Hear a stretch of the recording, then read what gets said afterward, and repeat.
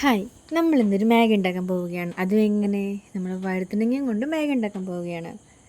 അപ്പോൾ ഇതാണ് നമ്മൾ ഉള്ളിയും വഴുതനങ്ങയും വെളുത്തുള്ളിയും ഒക്കെ സെറ്റാക്കി നമ്മളിതാ മാഗി റെഡിയാക്കണു. അത് കഴിഞ്ഞിട്ട് നമ്മൾ വെള്ളം ചൂടാക്കി നമ്മൾ ഉള്ളി ഇട്ടു. അപ്പോൾ വെള്ളം തിളച്ചിട്ടാണ് കേട്ടോ ഇതിലിട്ടത്. അപ്പോൾ നമ്മൾ സ്വല്പം ഉപ്പിട്ടു.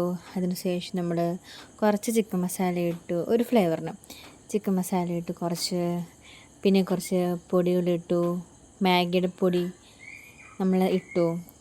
അതിന് ശേഷം അതൊക്കെ ചുമ്മാ ജസ്റ്റ് മിക്സ് ആക്കിയിട്ട് നമ്മൾ അരിഞ്ഞു വെച്ച ആ വഴുതനങ്ങ ആ ഒരു വെള്ളത്തിനകത്തോട്ട് ഇട്ട്.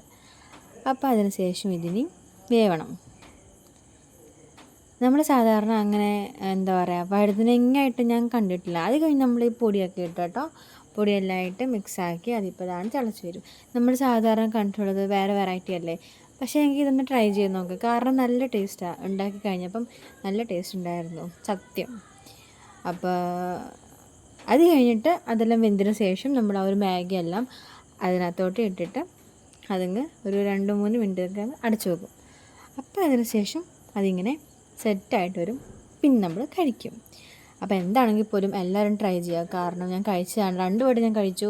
എനിക്ക് 2 വട്ടം നല്ല രീതിയിൽ ഇഷ്ടപ്പെട്ടു. ആദ്യം എനിക്ക് ഇഷ്ടപ്പെട്ടില്ലായിരുന്നു. കാരണം ഞാൻ ഓർത്തു വഴുതനങ്ങ എങ്ങനെ കഴിക്കുക, അങ്ങനെ ഞാൻ എന്താ അവിയലുണ്ടാക്കാൻ പോവാണ് അങ്ങനെ ഒരു ഫീല്.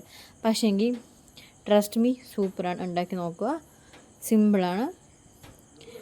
അപ്പോൾ എല്ലാവർക്കും ഇഷ്ടപ്പെട്ടെങ്കിൽ ഈ വീഡിയോ ഒന്ന് ലൈക്ക് ചെയ്യണം, കമൻറ്റ് ചെയ്യണം, ഷെയർ ചെയ്യണം, ഒന്ന് സബ്സ്ക്രൈബും കൂടെ ചെയ്യണം. അപ്പോൾ അവസാനം നമ്മൾ പ്ലേറ്റിനകത്തോട്ട് ഇട്ടിട്ട് ഞാൻ ഒന്ന് കഴിച്ച് നോക്കി, എനിക്ക് ഇഷ്ടപ്പെട്ടു. Seriously guys, seriously. അപ്പോൾ ഓക്കെ, ടാറ്റാ.